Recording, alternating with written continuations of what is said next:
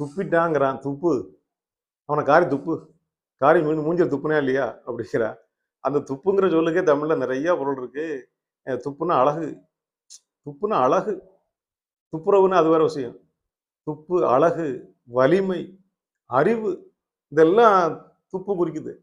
துப்பினால் செய்த கையோடு கால் பற்ற துளிமஞ்சி ஒப்பிலான் என்று ராமனை அங்க ராமாயணத்துல கம்பர் சொல்றாரு.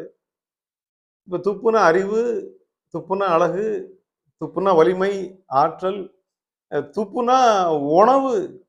துப்பார்க்கு துப்பாய, வள்ளுவர் சொல்லிருக்கால, துப்பார்க்கு சாப்பிடுறவனுக்கு துப்பாய உணவாவது. இப்ப துப்பார்க்கு துப்பாய அந்த பாட்டுல உணவு. அப்ப துப்பு கிட்ட பையன் திட்டுறான் ஒருத்தன் துப்பு கிட்ட பையன் திட்டுனா இத்தனையும் இல்லாத பையன் அர்த்தம். யோசிச்சு பாருங்க. நம்ம அழகா சொல்லிடுறோம், ஈஸியா சொல்லிடுறோம். அவன் துப்பு கட்ட பைய அப்படின்னா வலிமை இல்லாத பைய, ஆற்றல் இல்லாத பைய, அழகு இல்லாத பைய, ஒண்ணுக்கு வந்த பைய, சோத்துக்கு இல்லாத பைய, எல்லாம் துப்பு இல்லாத பையன்ல வந்துருது.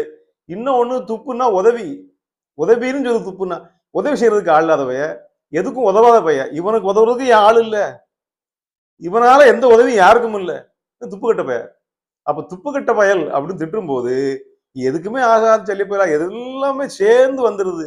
அதனால இந்த வார்த்தைகள் எல்லாம் தமிழ்ல நமக்கு இருந்திருக்கு. ஆச்சரியமா இருக்கிறது.